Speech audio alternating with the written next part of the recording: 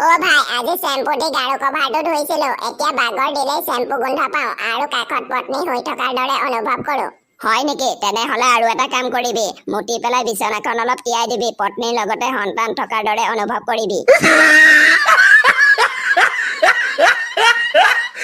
দাদা আপোনালোকৰ এইফালে হাত ধৰা মানুহ আছে নেকি আছে আছে মোৰ এক্সৰ গিৰিয়েকক কন্টেক্ট কৰক ভাল হাপ এটা পুহি আছে হেৰি কাইলৈ মোৰ মা আহিব লগত দেউতাও আহিবনে নাহে কিয় সুধিলা নহয় মানে অহা হলে পাকঘৰত মোক অলপ সহায় কৰি দিব পাৰিলেহেঁতেন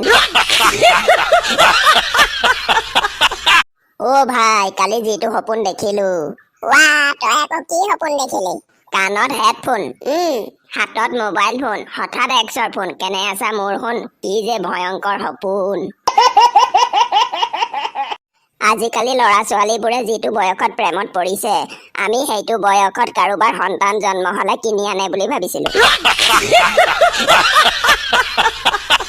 তোমাক কথা এটা কওঁ কোৱা কি কথা তুমি এটা কথা মনত ৰাখিবা য'ত তোমাৰ মান সন্মান নাই তাত কেতিয়াও নাযাবা কি কোৱা হে দিনটো কাম কৰি নিজৰ ঘৰলৈকো নাহিম নেকি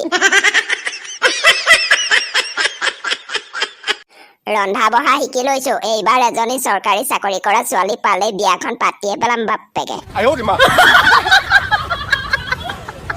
দামী ফোন বিচাৰি বাগৰি বাগৰি ময়ো কান্দিব পাৰো কিন্তু আমাৰ ঘৰত বগৰাই বগৰাই মৰাৰ নিয়ম এটাও আছে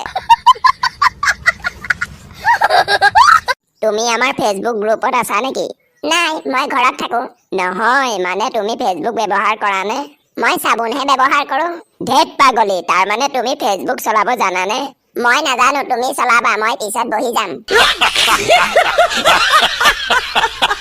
ঐ কি ভাবি আছো ভাবিছো 1 কেজি তোলাৰ ওজন বেছি নে 1 কেজি শিলৰ ওজন বেছি দুয়োটাৰে ওজন সমান চালা মূৰ্খ এইখিনিও নাজানো ঠিক আছে তেনেহলে আপুনি মোৰ মূৰত 1 কেজি তোলা মাৰক আৰু মই আপোনাৰ মূৰত 1 কেজি ওজনৰ শিল এটা মাৰো চাও কাৰ কি হয়